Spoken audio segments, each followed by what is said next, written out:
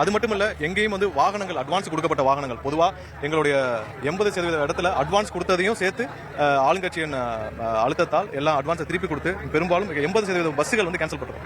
அவங்க வந்து நாங்கள் எங்களுடைய தொண்டர்கள் பொதுமக்கள் எல்லாம் வந்து பேருந்துகள் எல்லாம் அட்வான்ஸ் கொடுத்ததையும் சேர்த்து எங்களுக்கு வந்து அவங்க ஆளுங்கட்சியோட அழுத்தத்தால் அவர்கள் எல்லாம் திருப்பி கொடுத்துருக்காங்க. பெரும்பாலும் இங்கே இருக்கிற மண்டபங்கள் எல்லாமே வந்து கொடுக்கக்கூடாதுன்னு அறிவுறுத்தப்பட்டு அதையும் தாண்டி எங்களுடைய தொண்டர்கள் எல்லா கஷ்டத்தை, அதாவது இந்தியாவில் ஒரு அரசியல் கட்சி மக்களுக்கு நல்லது செய்ய வேண்டும் என்ற வந்த எங்களுடைய தலைவருக்கு எல்லா வழியிலும் நெருக்கடி உள்ளான ஒரே தலைவர் எங்களுடைய தலைவராக தான் இருப்பார். ஆனால் மக்கள் ஆதரவு போதுமானதாக இருக்குது. எல்லாத்தையும் தாண்டி இந்த மாநாடு மிகப்பெரிய ஒரு சக்சஸா, மிகப்பெரிய ஒரு வெற்றி மாநாடாக மக்களுடைய ஆதரவோடு நடைபெறுகிறது.